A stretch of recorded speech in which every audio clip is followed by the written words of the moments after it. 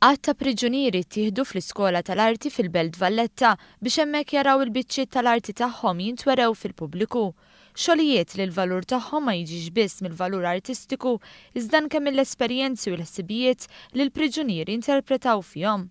L-assistent direttur tal-Faċilità Korrettiva ta' Kordin, Mariella Camilleri, spjegat li l-priġunieri kollha pparteċipaw fil-proġett minn jeddhom u li opportunità bħal din tippreparahom għad-dinja tax-xogħol. Dawn l-opportunitajiet jiswew sabiex ir-residenti jitalmu jesprimu lilhom innifishom permezz tal-arti u huma jkunu jistgħu jitalmu jikkomunikaw flimkien, jaħdmu bħala tim.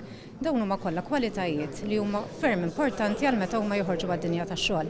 Biex isir dan il-proġett, il-priġunieri irċivew l-għajnuna meħtieġa mingħand l-edukatriċi Charmaine Zammit li hija wkoll il-kuratur ta' din l-esibizzjoni. Zammit użat ix-xogħlijiet artistiċi tal-Mużew tal-Arti biex iservu ta' ispirazzjoni. Hija qalet li din l-esperjenza kienet waħda fejn mhux biss għaddiet it-tarif tagħha lil priġunieri iżda anke esperjenza li minnha talmet ħafna. Għaddejna minn proġett u kien proċess ta' tagħlim mhux biss għalihom bħala parteċipanti ma kif ukoll għalija.